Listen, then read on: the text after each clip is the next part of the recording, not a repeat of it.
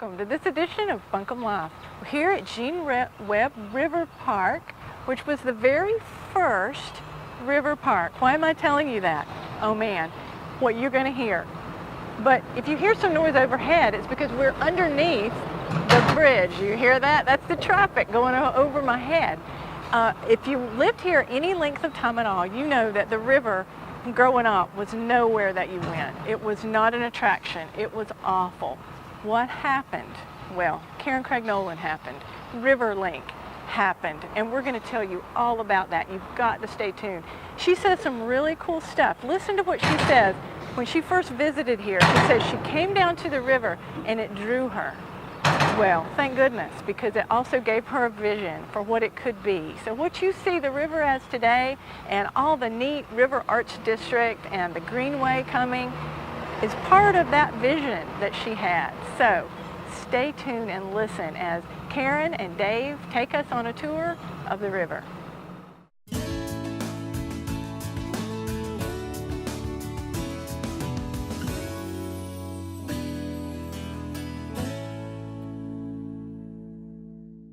So for people who don't know, and I'm sure there are people who don't know, what is RiverLink?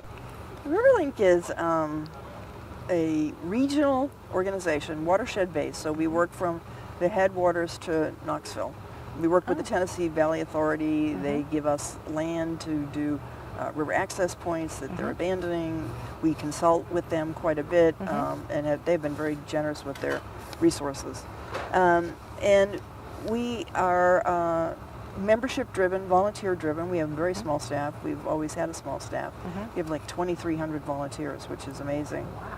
And our mission is the economic and environmental renewal of the French Broad River watershed as a destination where everybody's invited to live, learn, work, and play. That's a pretty big umbrella. That is a big umbrella. That's a pretty big umbrella. So we put in river access points. We help design and fund greenways. We have a full-fledged education program where we teach in the schools, and it's free. And you know, as budgets continue to be cut, we are there offering experiential education. We run a summer camp, which is all watershed-based and is really pretty. I can't wait for my grandson to get old enough to do it. And then we run an art and poetry contest for the whole watershed. We love that. We do a lot of stream restoration work. We've had a lot of erosion over the years. That's a huge problem for our community. And as we build more and more, and we develop more and more, we have to then take some measures to control stormwater and to stabilize the banks. And so we do a lot of that, and we've been very successful at getting federal and state funds to help do that. So you really are river caregivers. Well, we love the river. We have some really dedicated folks. I remember friends of mine telling me that they remember as kids seeing bloated animal carcass floating down the river and foam in different colors. And so, you know, but that was the story of the American River. We were very unconscious of our rivers and the effect what we were doing had on them until 1972. Right. It was the first time we had federal legislation. So that's when people started paying attention. That was just yesterday. It wasn't that long ago, really. It's not that long ago. In terms of the real world, it wasn't that long ago. It wasn't. How in the world did you come up with starting RiverLink? Well, you know, I'd like to tell you it was all my idea, but it really wasn't. So I went to the chamber and said, hey, I started a chamber in Dubai, and I'm looking for something to do. And the then chamber president, Garrett Aldifer, said, listen, we have this river, and you know, we don't really know what to do with it. He said, you know, you ought to meet this woman, Gene Webb, and you ought to meet one of the city council people who was also interested in the river. And so I met with them, and then I had the good fortune not only to meet Gene Webb, but to meet Wilma Dykeman. Oh, yeah. Who wrote the book, The French Broad. And, you know, if you weren't inspired by those two women, there's something wrong with you. Very true. It was just interesting to hear different people's attitude and response to the river. I would say to my neighbors, hey, Gene Webb and I are going down to the river. We're going to do a cleanup. We're going to get, you know, and people would say, oh, my husband doesn't let me go to Riverside Drive. Nobody went to Riverside Drive. Well, you know, you just wouldn't go to Riverside Drive. They said, well, we're going to do something on the Swannanoa. And they go, oh, people get killed on the Swannanoa. That's right. That's where people die. So we realized that the community had to sort of be reintroduced to the river. And so by doing a very extensive planning process with the American Institute of Architects and the American Society of Landscape Architects, and so all of that got put into a book called the Riverfront Plan. And then the county adopted that plan. Riverfront Redevelopment unanimously. Plan. I remember that. And then the city adopted that plan, and we won the American Planning Association Award. And we ended up in National Geographic's magazine. Oh. And so then we got land donated. If you remember, we got I do remember. mile .9 donated by then Carolina Power and Light. And Z. Smith Reynolds came and they gave us some more money. And we did a master plan with construction drawings for that, and that was the first project.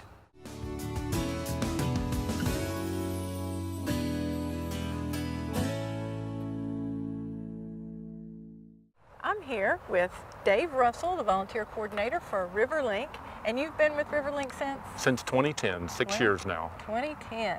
And we are here, and I want you to tell us about where we're at, French Broad River Park, and we're starting here because... This was one of the first parks RiverLink had a hand in creating. Gene Webb Park over on Riverside Drive was the first, but this was the first really major park RiverLink had a hand in. This property was an old landfill, illegal dumping zone for many years, and Karen had the vision to turn it into a park. Many people, including her own husband, said, please tell me you didn't buy this property. But she did. It was a blighted property, and she wanted it to be a part of the greenway system that she had envisioned going through this area. It has quite a few amenities. It has a rather attractive toilet building over here that's been dubbed the Tajma Toilet. This is the park that a lot of people in Asheville know as the dog park. If you're trying to tell someone to meet you here, you say, meet me at the dog park. It also has a gazebo here. The gazebo was designed after the carousel that was at Asheville Riverside Park, up where Pearson Bridge crosses the French Broad. It had a carousel. It also has a boat landing, a canoe landing, where you can put in your boat up on the northern side of the property. It's got a fishing deck built for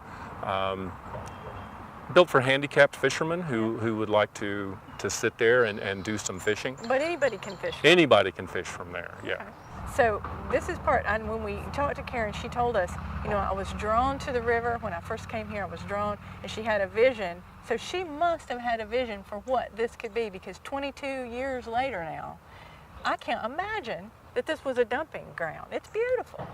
It's beautiful. Absolutely, and there are still places here where there is dumped garbage sticking up out of the soil that no one can pull out. Really? Yeah, it does connect, as I say, to the French Broad River Greenway that parallels Amboy Road and over to Carrier Park. In '99, when Carrier Park and the old Speedway closed down, then she had only bought this a few years before, and those two then got hooked together. Yes, by the French Broad River Greenway. So is there any future plans for this park other than just to maintain it and keep it open for folks? Just to maintain it, it will have a connection that goes from here to the New Belgium Brewery.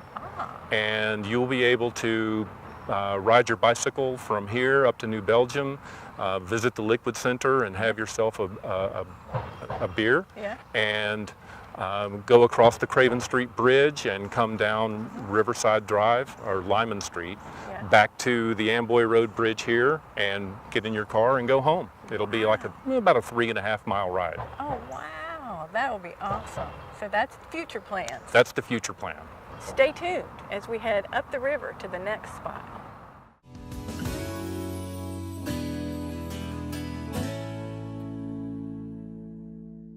What was one of the first things you did? Because I know one of my favorite places to go is Carrier Park and that whole section. Now, growing up, that was the racetrack. Right. And I lived close enough to hear it. And this is a controversial thing to say, but I was thrilled when that thing was gone, because that, to me, that's all it was noise, because I didn't do the racing thing.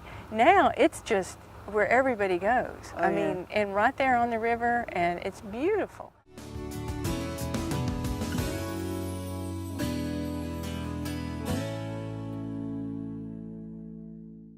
Now we've come on up the river, down the river, Up the river. Up the river, there you go, up the river to Carrier Park. And we're standing here in front of what used to be the old racetrack. The Asheville Motor Speedway. That's right. That's the official name for it. For anybody who lived here any amount of time, they remember, I grew up in West Asheville, I remember the noise. A lot of people have really fond memories of the Asheville Motor Speedway. They really do, they loved it. But now, historically, it's still here. Tell us about it. Tell us about what happened in 1999 when RiverLink took it. Karen had the vision to turn this into a park, to turn a motor speedway into a park. Go figure. And RiverLink put together some money and bought the property. It's now one of the most used parks in the Asheville system.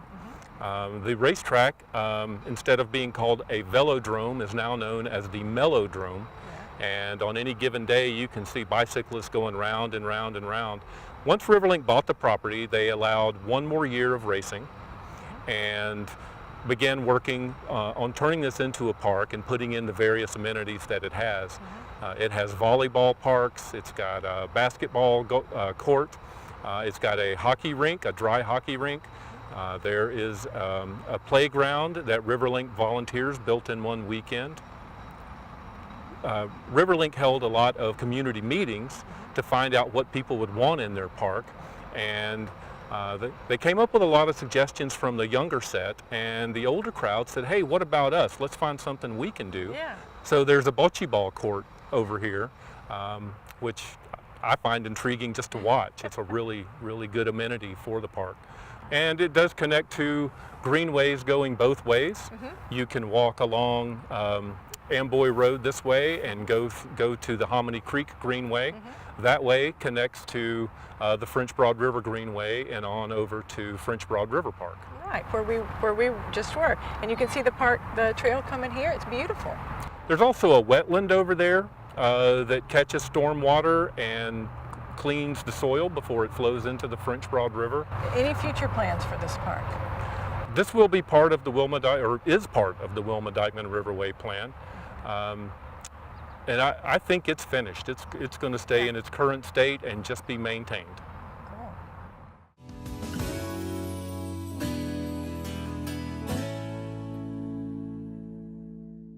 Asheville has this, and Western North Carolina has this, I don't know what you call it, but it calls to you.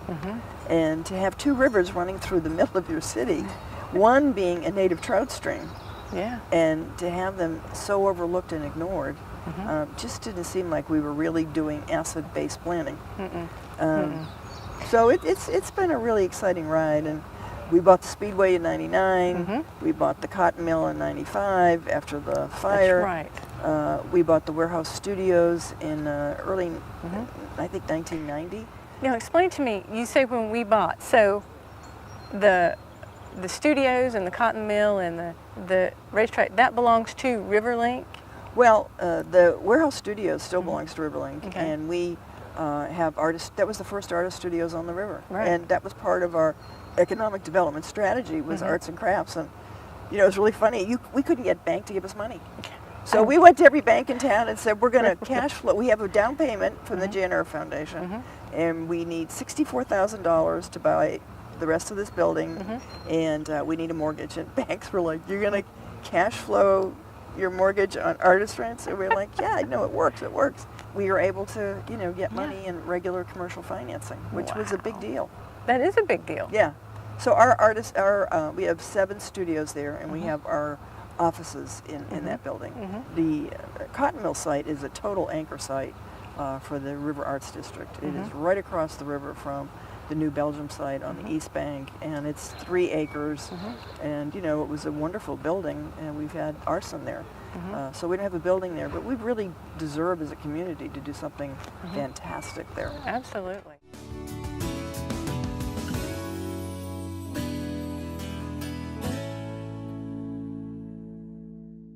Now tell me a little bit about what's behind us now. Cotton Mill Studios, I can see. I honestly have to say I don't know a thing about that. What is that? Cotton Mill Studios was part of the Asheville Cotton Mill. The cotton mill was situated right over here behind us.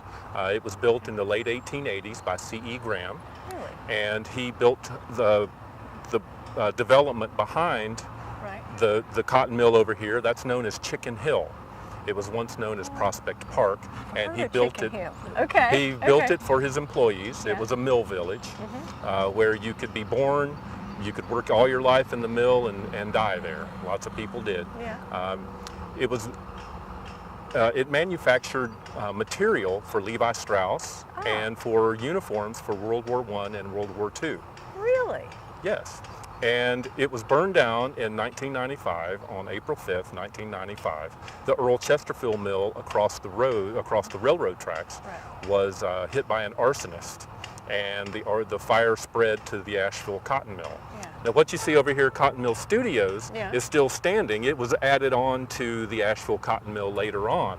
Because it's still standing because when they built the cotton mill, there was almost no kind of fire code. But when they added this on, they had some codes to go by, and they built what's known as a 6-foot firewall between the cotton mill and the studios building over here. Right. And that allowed the Cotton Mill Studios building not to catch on fire and be burned down completely. Karen Perfect. absolutely loved that cotton mill. That was, when it burned down, I think it broke her heart for a long time. Oh, that's so sad. But you've still got it. You can still reclaim it. Perfect location right here on the river. Oh yes. Chicken Hill has really grown. There's a lot of infill development going on, which it has. A lot of really modern new homes going in there mixed in with the old Mill Village homes.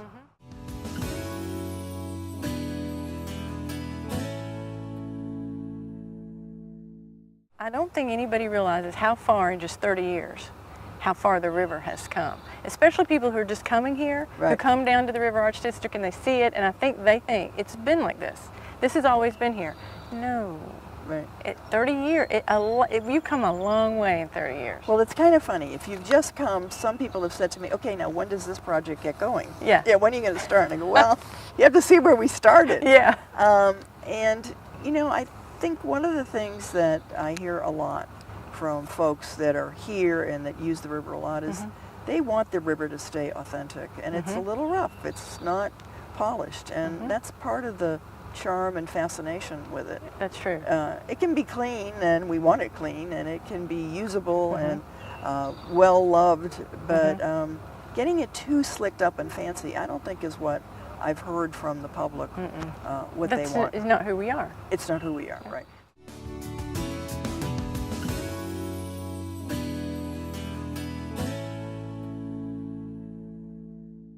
Okay, Dave, we've come now to a place I have to say I've never been. We're right in front of New Belgium. It's behind us here. Here's the pretty river. What is this place? We call this the RiverLink Sculpture and Performance Plaza. It's located at 144 Riverside Drive in the River Arts District. This was once the site of these 3 ugly industrial buildings.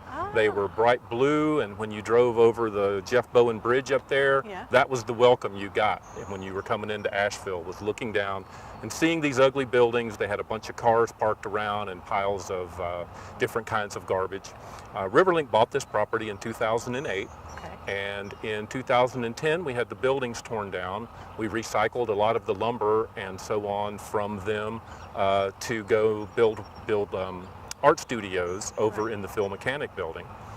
So we have turned this place into a performance plaza where we have our river music concerts. And people, I think I've heard this, people can actually float up and sit out in the river and listen to the music. Absolutely. You can put in at Hominy Creek Park or at Amboy, over on Amboy Road now at French Broad River Park, and you can float all the way down here, pull your boat up and hang out and catch a free concert. Wow, that is awesome. And to take it, I can remember looking down, like you said, from the bridge there and seeing these ugly buildings where I guess they were once useful, but had just gone to nothing. Absolutely. And for example, there was once a transmission shop here, and I know that because I've pulled about 100 clutches out of the river that when they would replace a clutch, they would just throw it out the back window, out of sight, out of mind.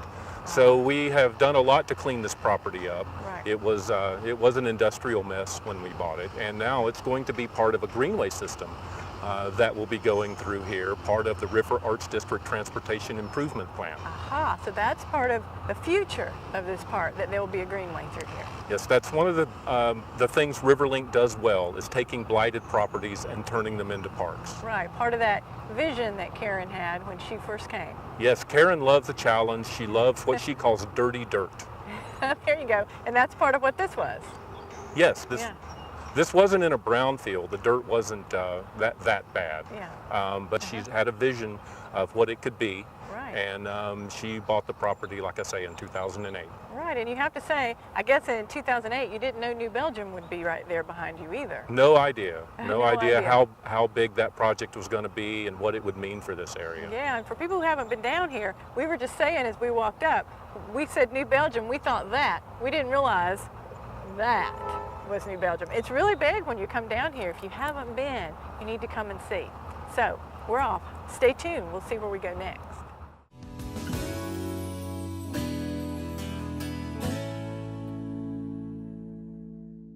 So, if you can cast the vision for the next 30 years, Right. what would you say?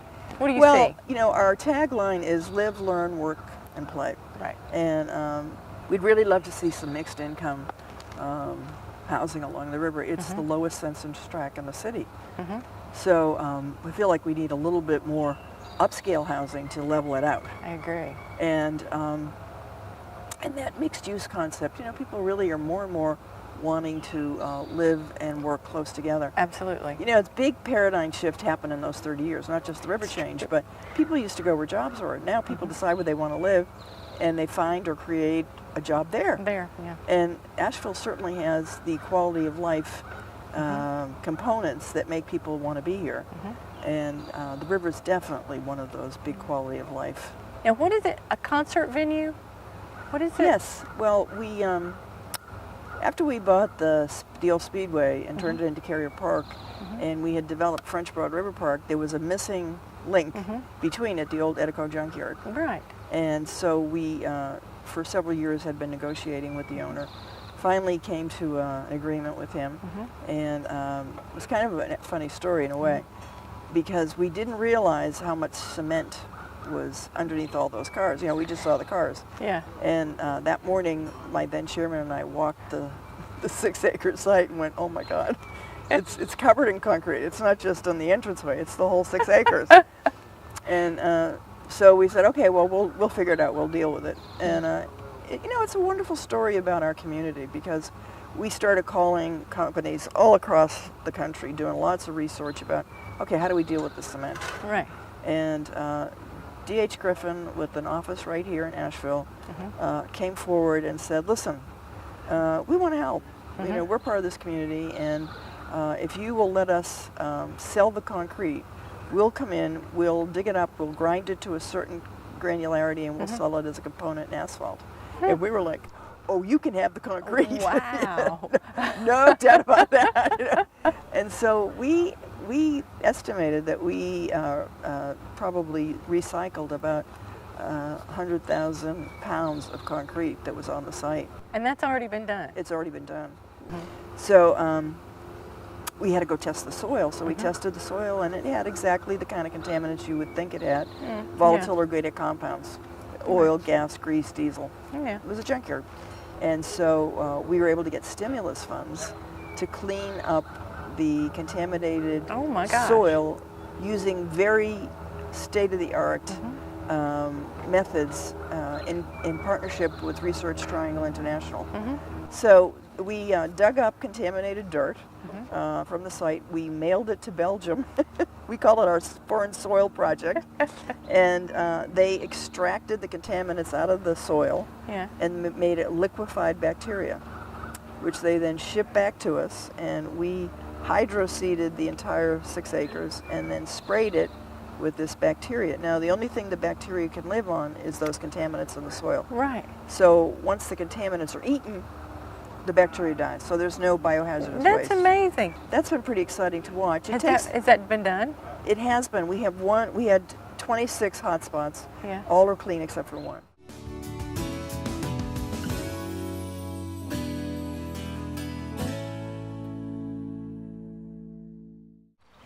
Okay, where we're at now, for folks who've lived here a while, I just want to give you kind of a visual. You could drive down State Street and you got to Amboy Road, and in front of you were old abandoned cars. Do you remember that? I do. Okay, old abandoned cars. I thought my whole life, there'll always be old abandoned cars, and it looked terrible. What is behind you is where all those old abandoned cars were. They're gone, and now this is, tell me where we're at. We're at Cragnolin Park. Ha. As you said, this was home to Edico Junkyard for decades. They had a car crusher here where they crushed cars. Yeah, it was just stacks of cars. Stacks of cars up on top of each other. So RiverLink bought this property in 2006 and with a vision to turn it into Cragnolin Park. The soil, as you can imagine, was a mess. Cars had been here dripping oil and antifreeze and diesel and gasoline. So the soil was really a mess. And Karen has an idea. She's a visionary. She has an idea of creating sort of an amphitheater here with a stage and some restroom facilities that we could use for our purposes, our concerts and so on, but we could also let the community use for gospel singing or high school graduations or plays. Right. It would be kind of a community space, and it will be part of the Greenway. It will connect Carrier Park this direction over to the French Broad River Greenway and on to French Broad River Park. Now, does this meet the river? Yes, there's river property. The river's right behind us here. Right behind us there. Thank you for giving us this tour and taking us down the river today. Well, thank you for having me.